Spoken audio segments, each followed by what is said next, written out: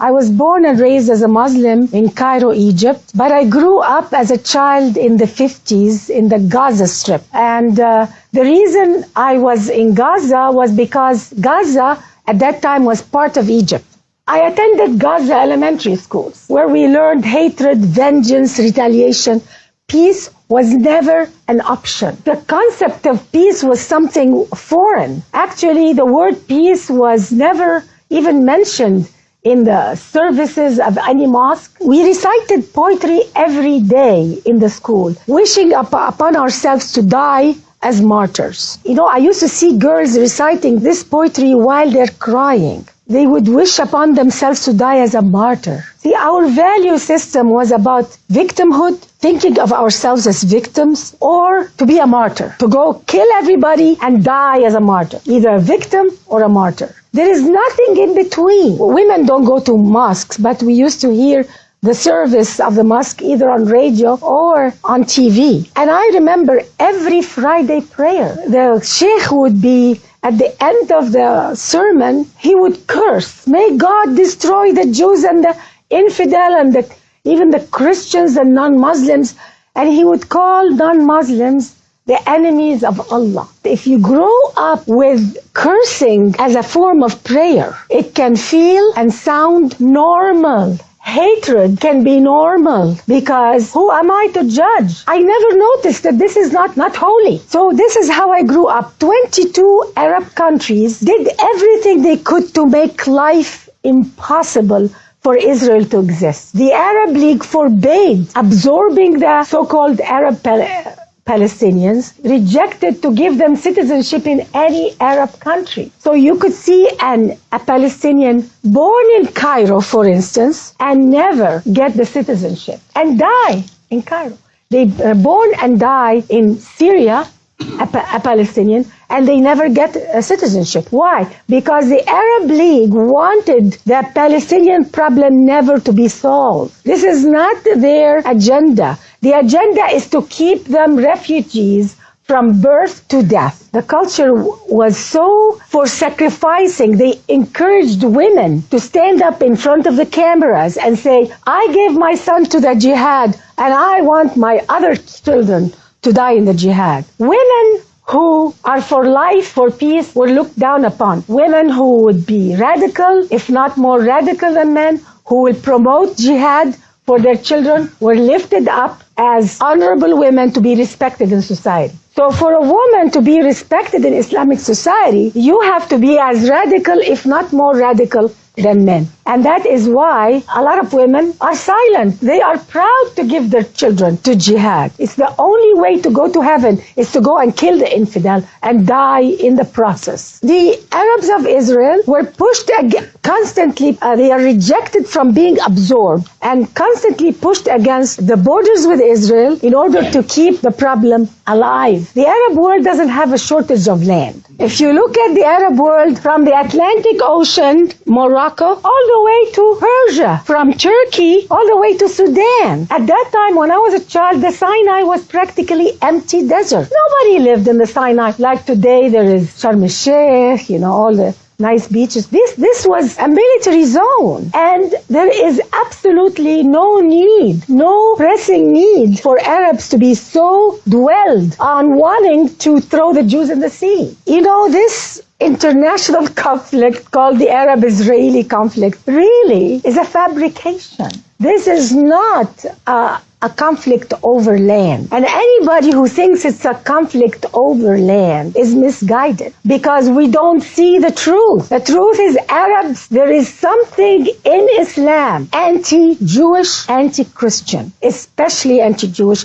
and I will tell you why. Those people calling themselves Palestinians who live in the Gaza and the West Bank are the pawns of the Arab world. I don't believe that they care about their happiness or welfare. They are set up to live a miserable life on purpose in order to show the world that we're victims. Do you think Saudi Arabia, with all the money they have, the Gulf countries, all these oil money, they can't give them good roads and good homes and good police and turn it into a productive area of the Middle East? They can, but that is not their objective. There is a hidden objective, and I don't understand why Western culture doesn't get it. Why Western media doesn't get it. It's so obvious. So the unemployed people in Gaza and the West Bank, all this high unemployment, where do they go to work? Do they stand on the border of Egypt to get a job? Do they stand on the border of Syria or Jordan? No. They line up on the borders of Israel, the very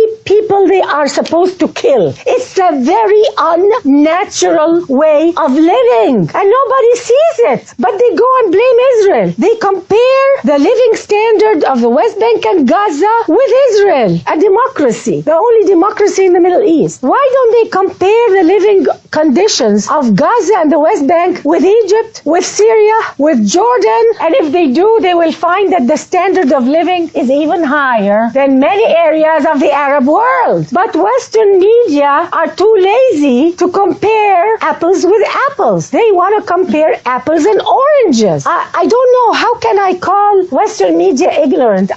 They should not be ignorant. And then they go and ask Israel, why don't you do some concessions for the Palestinians? I never hear them stand up to Arab leaders and ask Western media, why don't they ask Arab leaders, how about some concessions to the Israeli people? We never hear that. And it's very convenient to blame all of this terrorism on, after 9/11 especially, they blame the terrorism. Oh, it's because we have this terrorism everywhere by Muslims. It's all because of the occupation. If it wasn't for the occupation of Gaza, if it's not for the occupation of the West Bank, we wouldn't have a problem. The problem all is because of Israel. That's what they want to give the impression. And this is a big lie, because I lived in Gaza as a child, and I witnessed the terrorism against Israel before the occupation of Gaza and before the occupation of the West Bank. And our media here doesn't even know that. There was terrorism against Israel before the occupation. So people who are Arabs who claim that they are doing terrorism now because they want freedom, democracy. No, there is no freedom and democracy in any Arab country, let alone the West Bank or Gaza. So we have to really call a spade now. This is too serious to just take all these lies and look the other way, because it's very, very hard to know the truth if you rely on Arab media,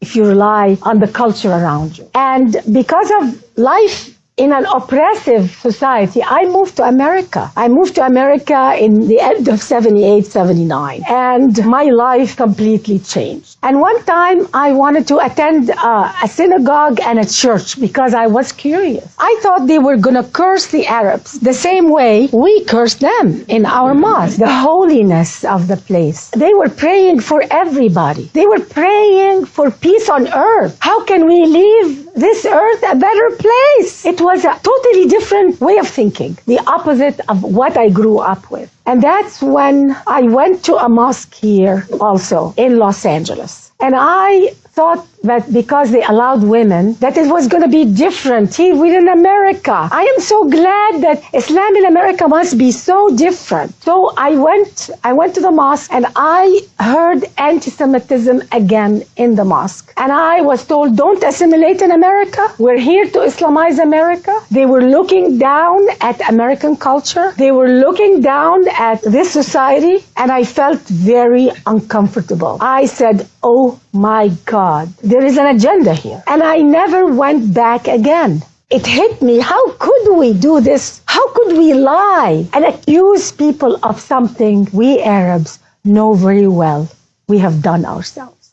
How could this happen? What kind of value system allows a person or allows a culture or a religion to lie and accuse their enemies of something that they know they've done themselves? They know that Osama bin Laden did that. They know that he was financed with Arab money, with oil money until today. How could they accuse the Jewish people of that? Look at the map of the Middle East. You can hardly see Israel. It's impossible to convince any person who has an IQ of a child that this problem is over the land called Israel. It's time for the West to understand this, because it's not just not good for Israel, it's not good for the Arab world. They are collapsing. A lot of people think that the Arab world is so strong and so powerful. It's rotting from the core, but they don't know. The religious leaders are telling them to continue the hate instead of telling them to repent and find the true God,